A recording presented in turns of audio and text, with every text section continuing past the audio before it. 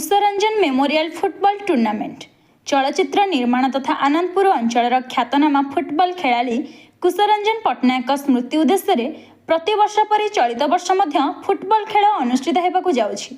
एने Anandpur athletic association सभागृह रे एक प्रेस मीट माध्यम सूचना देइछन्ति एसोसिएशन सभापति नवरंजन पट्टनायक। राज्यर प्रतिष्ठित 8 गोटी दल को नहीं फेब्रुआरी 10 तारिख आनंदपुर स्टाडियम ठारे एही प्रतियोगिता आरंभ हेबो। 16 तारिख रे एही प्रतियोगितार फाइनल मैच हेबाकू थिबा बेले विजेतांक पई 50,000 टंका और उपविजेतांक 30,000 टंकार पुरस्कार राशि रही। एही प्रेस मीट रे गगन सिंह, मुरलीधर मिश्र, अखी महांती, निराकार दलई, टुकुना सिंह, मिल्लू मिश्र, ज्योति जेना, मन सिंह, सुदन रणा प्रमुख उपस्थित थिले।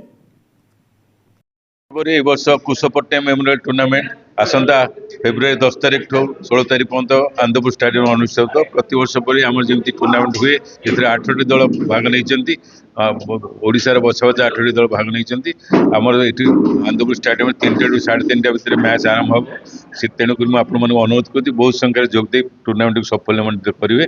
आम प्राइज मनी जमी आम टोटाल बजेट 6 लाख ରୁ 6.5 लाख भितर हुए से वर्ष से खर्च होता आम फैमिली द्वारा कुश पट्टनायक मेमोरियल टूर्नामेंट कर आनंदपुर एथलेटिक एसोसिएशन सहयोग ये टूर्नामेंट प्रति वर्ष चलती वर्ष भी सेमती चलुची प्रति वर्ष भी चलुव।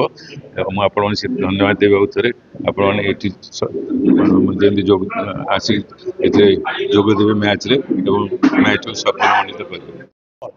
फुटबॉल हूँ आनंदपुर गर्व गौरव जो फुटबॉल थाए से आनंदपुर थाए तेणु अतीत आनंदपुर रे जातीय स्तर फुटबॉल टूर्नामेंट होता ताकू जीवित रखापी आनंदपुर एथलेटिक एसोसिएशन तरफ चलित वर्ष फेब्रुआरी मासरे राज्यस्तरीय फुटबॉल टूर्नामेंट आरंभ होउछि। कुश पट्टनायक मेमोरियल फुटबॉल टूर्नामेंट एथिरे राज्यर ख्यातनामा 8टी दल अंशग्रहण करेंगे। यही फुटबॉल टूर्नामेंट बहुत आकर्षित करिवो।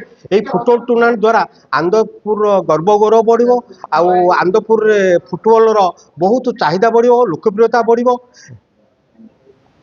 Bureau report Time TV.